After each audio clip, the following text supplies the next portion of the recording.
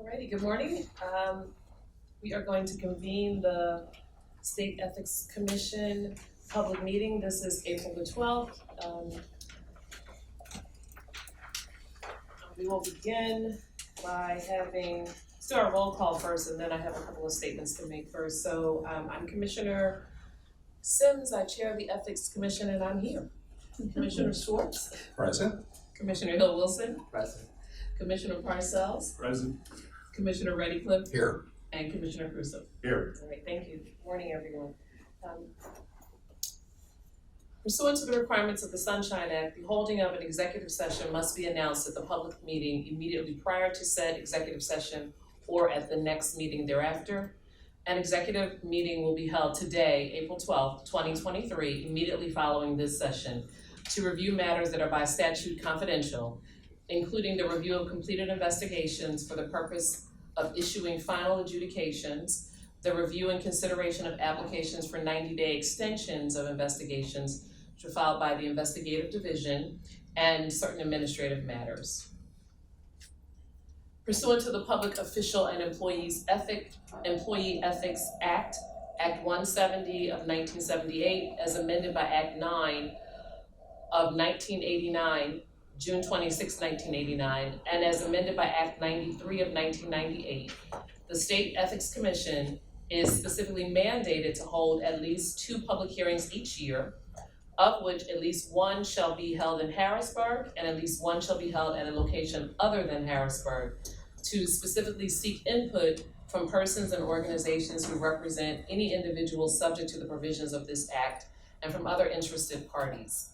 We've placed on the agenda for today's public meeting a notice that the Commission will be meeting today in part to receive the input or testimony of said individuals pursuant to the provisions of the law. As our previously published notice has indicated, the Commission will request copies of any statement that is presented. The individuals presenting statements before the Commission will be allocated 15 minutes in order to complete their statements. Statements shall be uninterrupted, except that such statements may be interrupted or terminated by the presiding officer if it is determined that the statement is impertinent, scandalous, or otherwise improper. That concludes my opening comments. We'll now turn to a review of the minutes from the last meeting, January 24th, 2023. Are there any comments on the minutes? Not, is there a motion? Move to accept the minutes. Second. Thank you. Any discussion? I will be abstaining from any matters that were on here from which I was recused from the party. Noted. Okay. Thank you, Commissioner Caruso. Are we prepared to vote? All in favor? Aye. Opposed? Abstentions? The motion carries. Alright,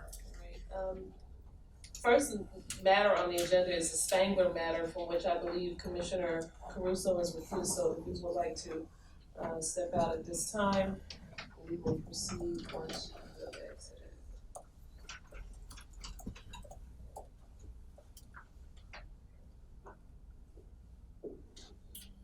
Okay, Commissioner Reddycliffe, are you prepared to present? Oh, yeah. Floor is yours. Thank you. The requester, Dr. Lee Spangler, requests an advisory opinion from the Commission as to whether a member of the Pennsylvania State Advisory Council on Early Childhood Education Care, we'll abbreviate that as the ECEC Council, would be considered a public official subject to the Public Official and Employees Ethics Act, the Ethics Act, and the regulations of the State Ethics Commission, and particularly the requirements for filing statements of financial interests. The facts pertaining to this advisory request are as follows. Dr. Spangler is a member and vice chair of the ECEC Council, which was established pursuant to Executive Order 2022-04, issued October 5, 2022.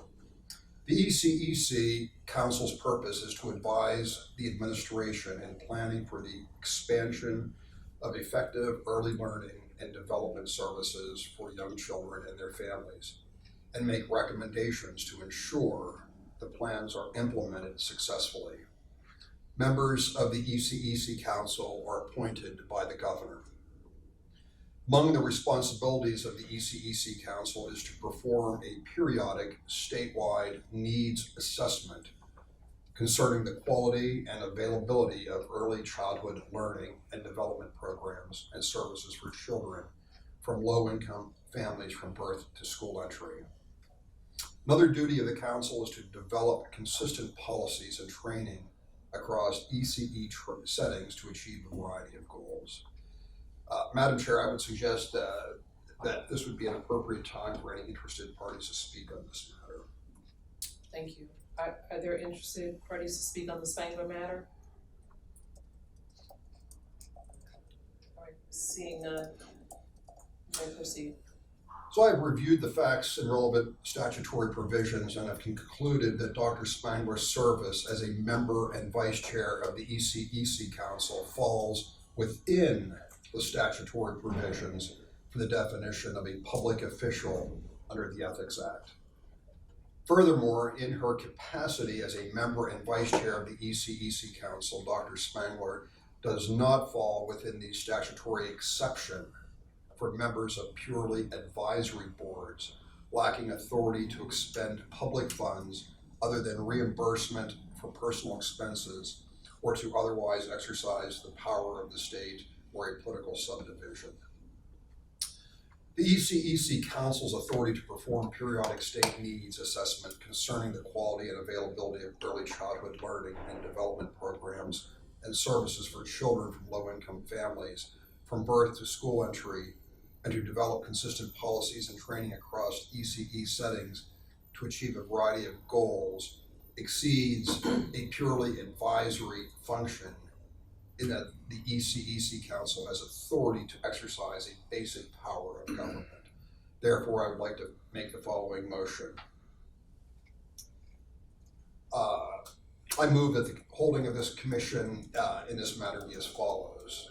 Based upon the submitted facts, Dr. Lee Spangler, in her capacity as a member and vice chair of the Pennsylvania State Advisory Council on Early Childhood Education and Care, falls within the definition of a public official, subject to the provisions of the Ethics Act and the regulations of the Commission, and in particular the requirements for filing statements of financial interest pursuant to the Ethics Act.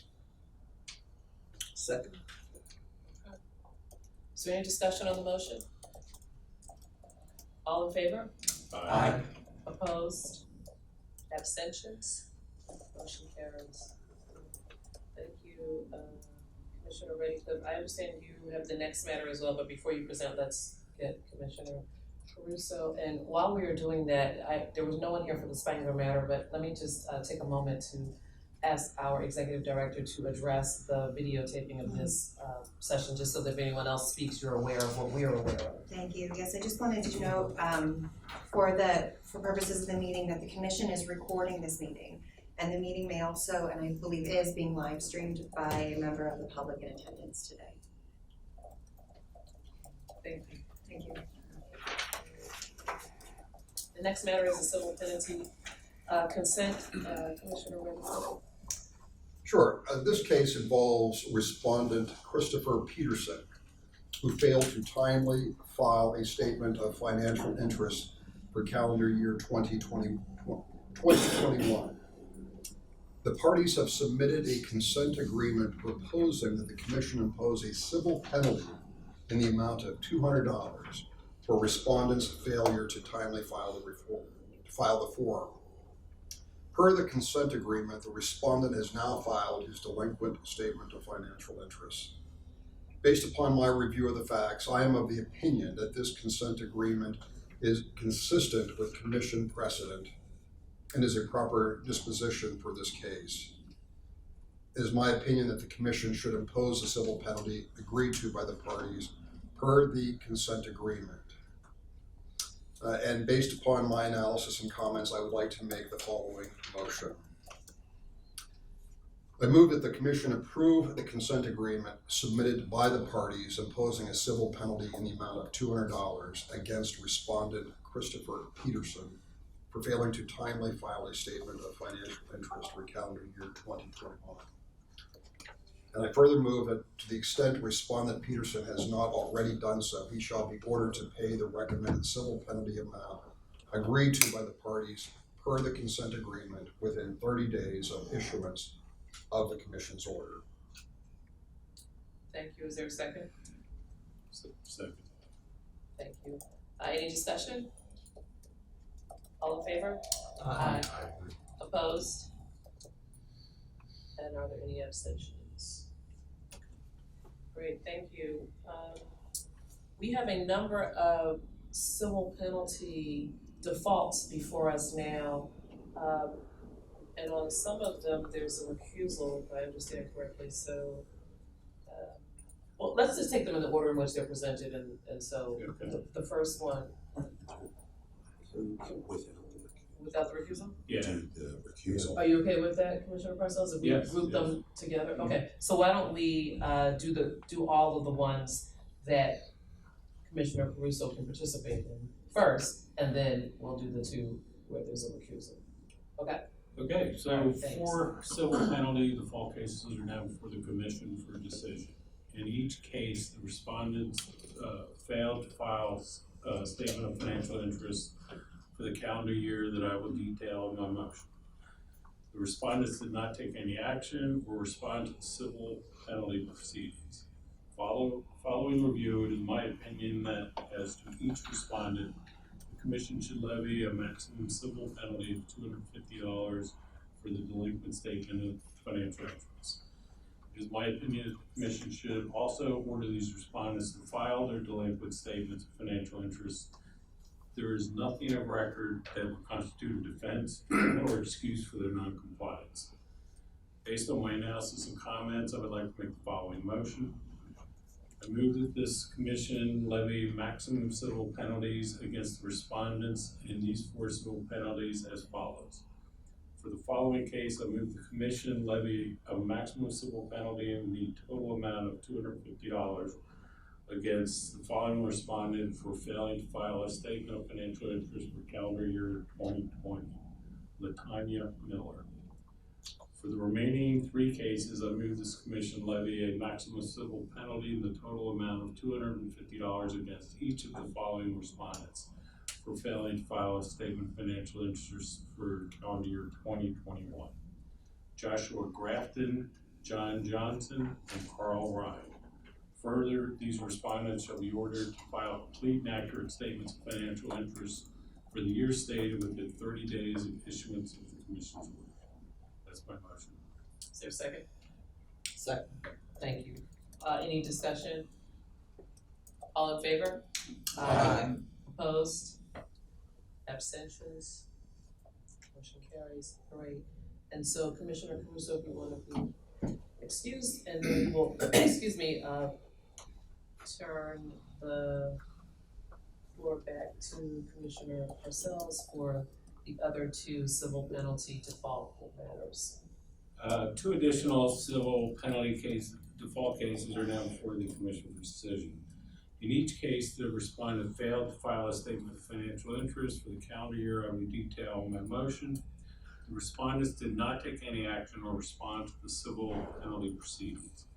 Following my review, it is my opinion that as to each respondent, the commission should levy a maximum civil penalty of $250 excuse me, for the delinquent statements of financial interest. It is my opinion that the commission should also order the respondents to file their delinquent statements of financial interest, and there is nothing of record that would constitute an offense or excuse for their noncompliance. Based on my analysis and comments, I would like to make the following motion.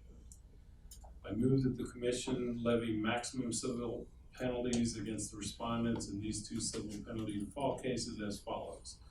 I move that the commission levy a maximum civil penalty in the total amount of $250 against the following respondents for failing to file a statement of financial interest for the calendar year 2020. Corinne Parsons and Justin Johnson. Further, these respondents shall be ordered to file complete and accurate statements of financial interest for calendar year 2020 within 30 days of the issuance of the commission's order. That's my motion, Madam Chair. I second. Thank you. All in is there any discussion? All in favor? Opposed? Abstentions? Thank you. So the next matter is an administrative penalty order, and both Commissioner Schwartz, Vice Chair Schwartz, and Commissioner Cruz are recused. So when Commissioner Schwartz exits, we will proceed.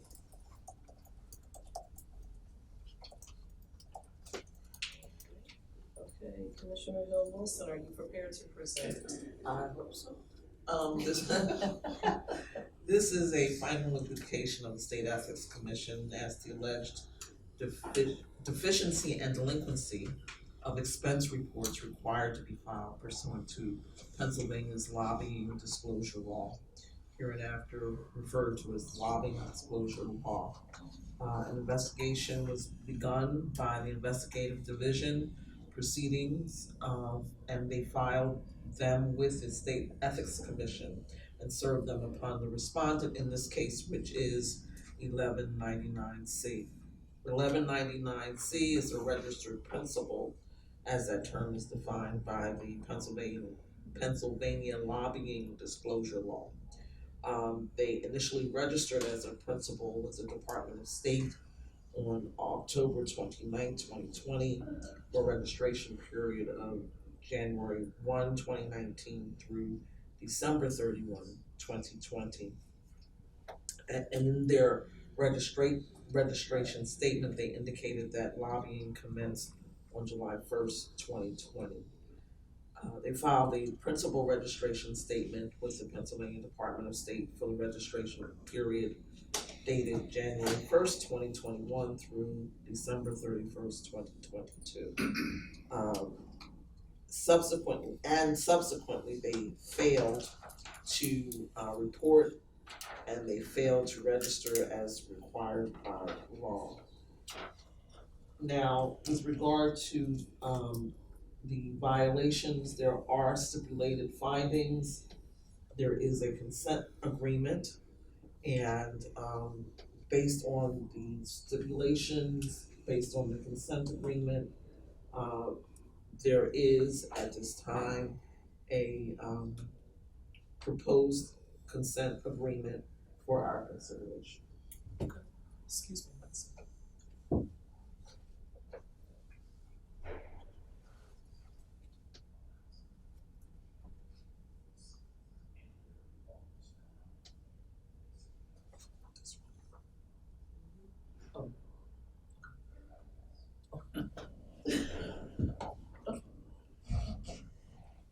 That respondent 1199C failed to timely file its quarterly expense report for the fourth quarter of 2021 in its capacity as a principal.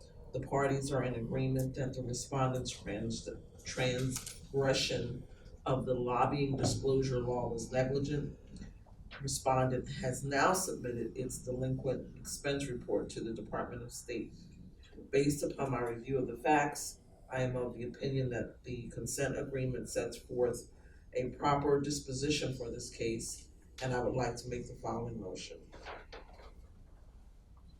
I move that this commission approve the consent agreement submitted by the investigative division and the following respondent, 1199C, and impose the following administrative or other penalty.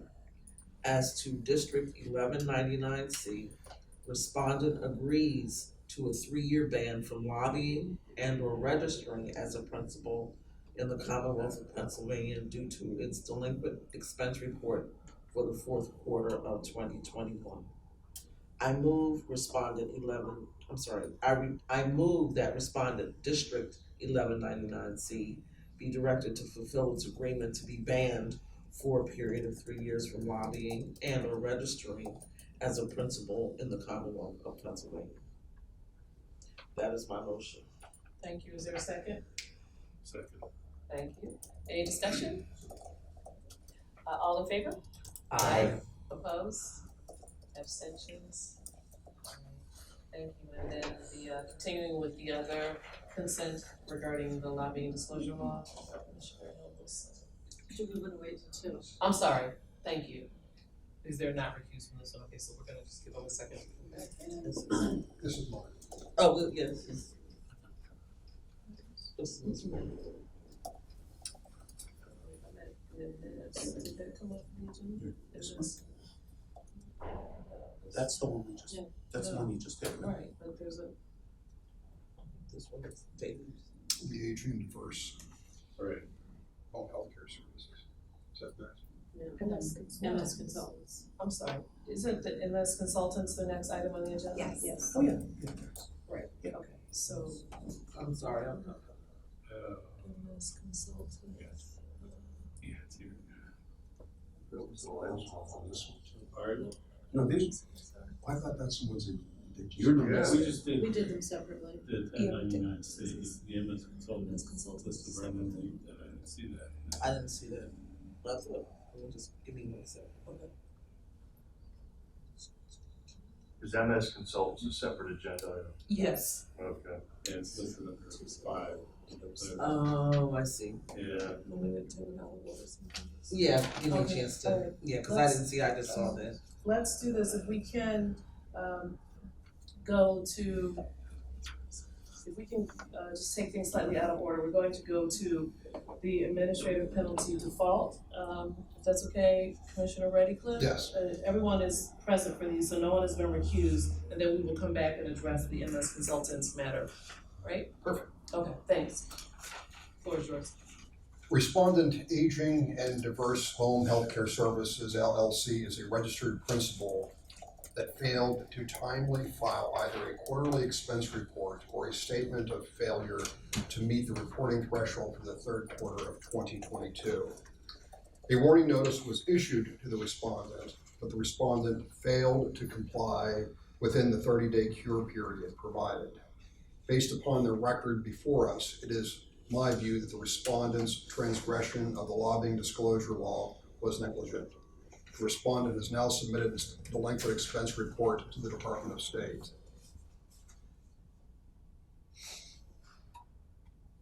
I move that the commission levy upon respondent Aging and Diverse Home Healthcare Services LLC one maximum administrative penalty in the total amount of $18,700 for its failure to timely file with the Pennsylvania Department of State either a quarterly expense report or a statement of failure to meet the reporting threshold for the third quarter of 2022. I further move that the respondent be ordered to pay the aforesaid administrative penalty by no later than the 30-day after the mailing date of the commission's order. Thank you. Is there a second? Second. Thank you. Any discussion? All right, all in favor? Aye. Aye. Opposed? Abstentions? All right, that carries.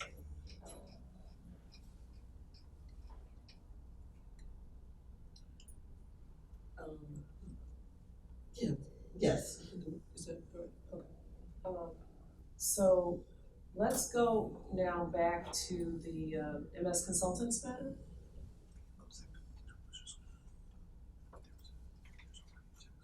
Yep.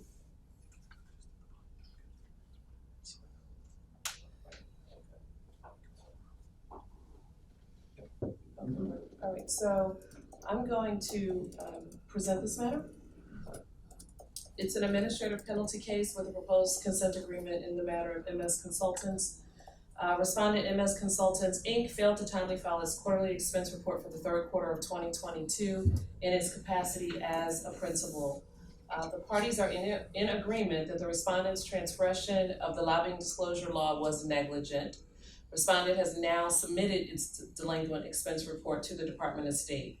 Based upon my review of the facts, I'm of the opinion that the consent agreement sets forth a proper disposition for this case. I'm therefore prepared to make the following motion. My motion is that the Commission approve the consent agreement submitted by the Investigative Division and the following respondent, MS Consultants, Inc., and impose the following administrative or other penalty.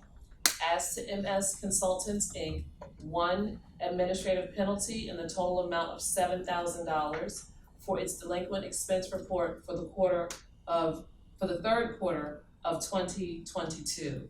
I move that respondent MS Consultants, Inc. be directed to pay its administrative penalty to the commission by no later than 6 months after the issuance of the commission's order. That concludes my motion. Is there a second? Thank you. Any discussion? All in favor? Aye. Opposed? And abstentions? All right, thank you. We are now at the section of the agenda where we open the floor for public comment. This is an opportunity for us to receive testimony or input from persons or organizations who represent individuals subject to the Public Official and Employee Ethics Act or from other interested parties. As I see there are some parties in the room, I just want to open up and invite if anyone has a matter that they wanted to speak on before the commission, this is your opportunity. Yes, sir. Should I come forward? Certainly, you can come to the podium.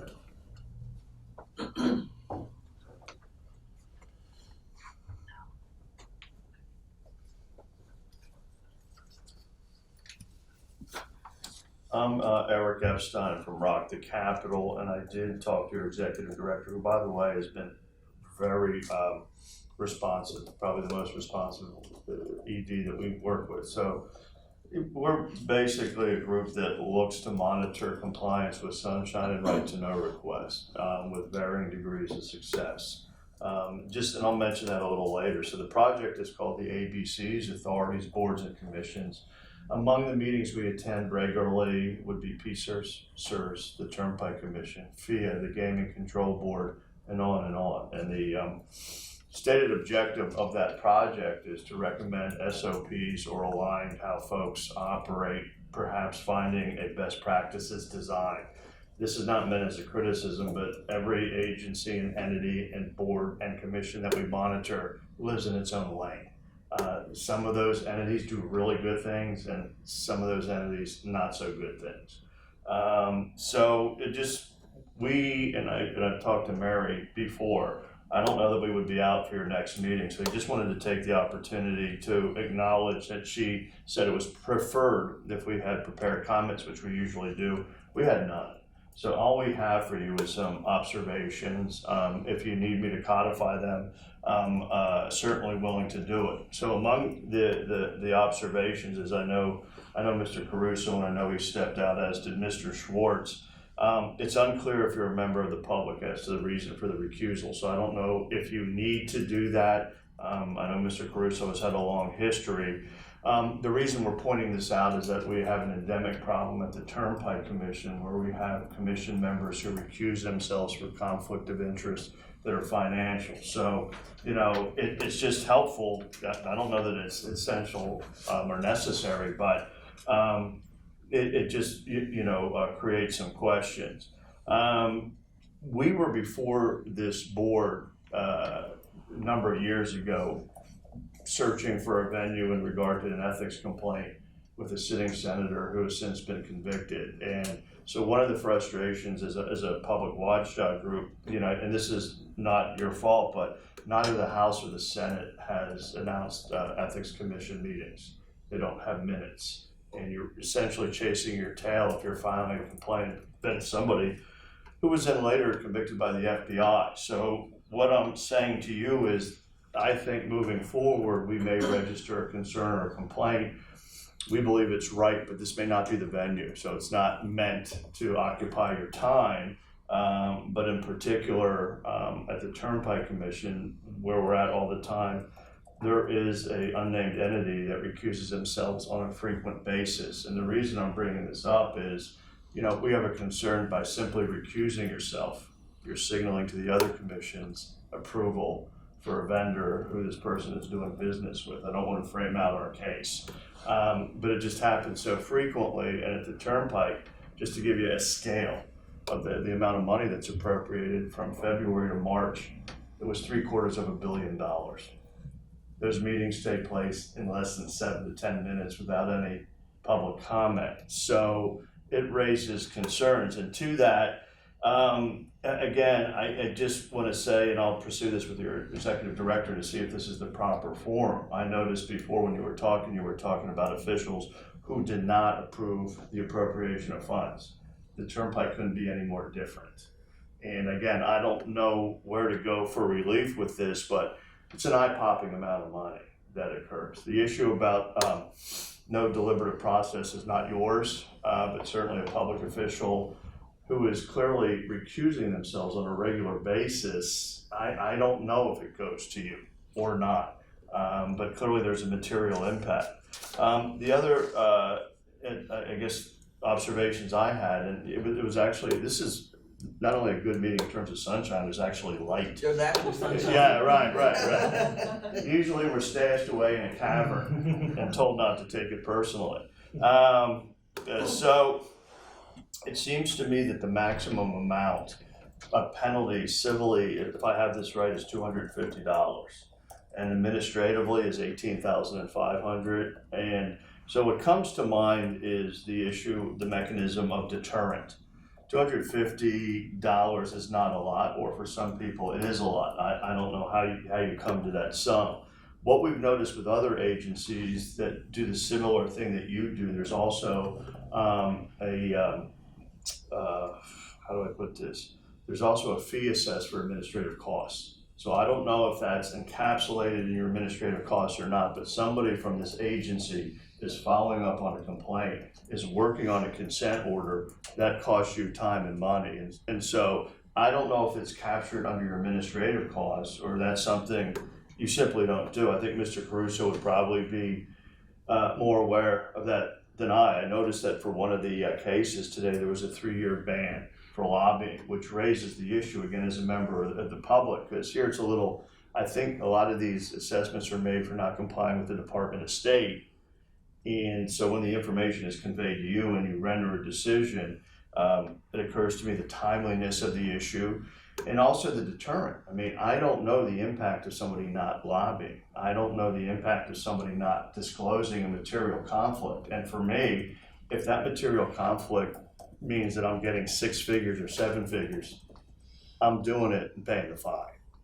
So this is probably statutory relief that doesn't fall here, but that's been our experience with authorities, boards, and commissions, is making sure the fine, or just asking if the fine is a deterrent. The other question I had is just a curious question. I believe there's 6 commissioners, and what is the protocol for a tie vote? In other words, if it's 3-3, you know, in my world, that means whatever measure that you're introducing is not approved. Is that here the protocol? I mean, it seems to be a substantive issue if you're assessing an $18,500 fine and it's 3-3, or you don't have a quorum, or it's 2 to 1. So, you know, again, I say I don't want to be anal, but I really am. Although that didn't come out right.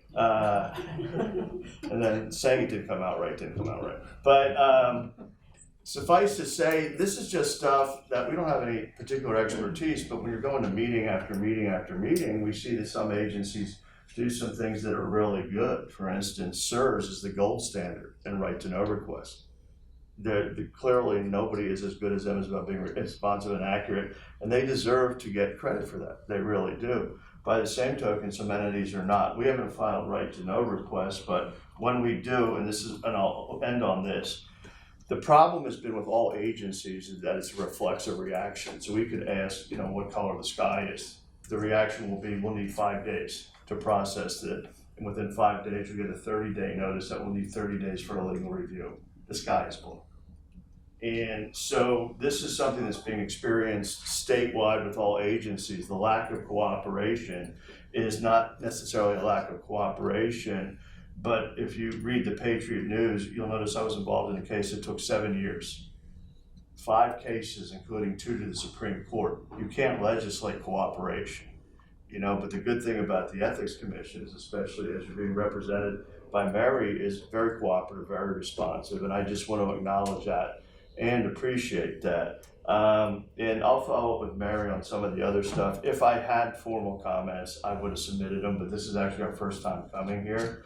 And I can sympathize with you, parking is not easy. And I never worked for the legislature.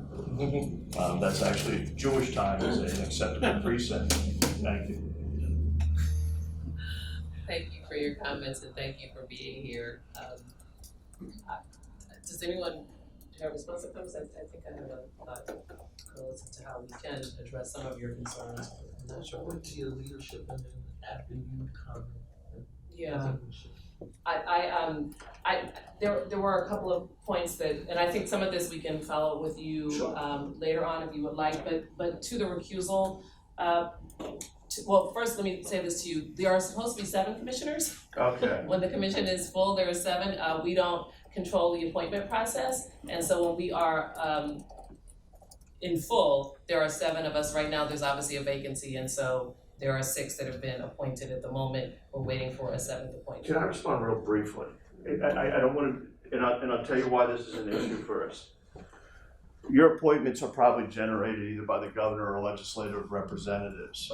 We had a problem at Field last year with the appointments that were recommended by the governor, but was stalled by the legislature. The problem is for their executive committee, which appropriates funds, couldn't get a quorum because the mandate in their bylaws said you had to have X number of administrative employees if you're following me. So that's, I don't want to keep popping up, but that was the genesis of the question. I don't know if you have a similar permutation in your bylaws. And then I also wanted to address the recusal concern. So yes, we are recusing for any issue of conflict, and it can arise as a result of a variety of different matters or reasons. Generally, it's viewed to be favorable, but please don't misinterpret the recusal as an automatic signaling that there's an approval by that individual who's being recused or recusing him or herself from the matter. It is quite the contrary. It is that they're completely abstaining. There's no conversation. Actually, in our process, you don't even have access to the information for that matter. And the recusal can be, again, for a variety of different reasons. For example, some of us in our private lives are attorneys working at entities that represent or may represent parties that are also coming before the commission in various matters. And so just to manage the conflicts, individuals take themselves out, and we generally document the reason for the recusal in our records. I'm not sure whether or not that's something that individuals have access to. I don't see why not, though. We endeavor to be transparent, and so if there's a recusal, I don't see a reason why you would not be able to have access to that. Are there other concerns that I just want to follow up on address? Yeah, I just want to follow up on what you're saying. As attorneys, we are also ethically bound to make sure that as we're making decisions on certain things that we expose our conflict as well. So that's in addition to what we do as members of this commission, what we're ethically required to do as well. Yeah, so Mr. Epstein, first, thank you for coming. I think having people view what we do and offer us comments is welcome. We hold public service in the highest trust and go about our duties based on our statute. So when you talk about penalties, we have certain tools that the legislature has provided. What you don't usually see in the public meeting, but you'll see in our orders, that in conflict of interest cases, we also have the ability to order restitution to either the Commonwealth or to a political subdivision. And those dollar amounts often are very high. You'll see those as public decisions, but they're not decisions. They're decisions that are voted upon in an adjudicative sense in an executive committee, but then issued publicly. I think your comment about recusals is a good one. Oftentimes, I will usually say on the record that I have either a conflict or an appearance of a conflict based on, as Commissioner Hill Wilson wrote, what other members of my law firm have represented. You raise an interesting issue. I think it is difficult to say. I know on this commission, no one would take a recusal as a signal of approval or disapproval. That's not to say that that couldn't happen. And I think the bigger question is, if someone who's in an appointed position is recusing from too many matters, I think the question to be asked of the appointing official is, are they really fit to serve? If their personal or their business interest conflict in their ability to actually perform. There's always going to be individual recusals. We have never had a problem with a quorum. I think your tie vote question is an interesting one. I don't know that we've come up with it. We have wonderful legal counsel who would guide us if we were in that position. And I think it probably depends on the context too, as if we were adopting an opinion or not. But I think those were all great questions, and appreciate you coming and offering your opinion. And if I may follow up on your question about a tie vote. So our regulations do somewhat address this issue. Section 21.28 of our regs, subsection 1, states that at least 4 members of the commission present at a meeting must find a violation of the act by clear and convincing proof. So it is somewhat addressed in our regulations. Okay, yeah, that's similar to what school board statute. We gotta get the 4. Yep. All right. Anyone else has comments? Alright, I don't believe there are any other, is there anyone else from the public that wanted to comment? Okay, seeing and hearing none, I believe there are no other agenda items for that meeting, and so unless there are other matters, I'm prepared for a motion for adjournment. So moved. Thank you. So, Thank you. All in favor? Aye. Opposed? Abstentions? All right, thank you. That concludes our public meeting.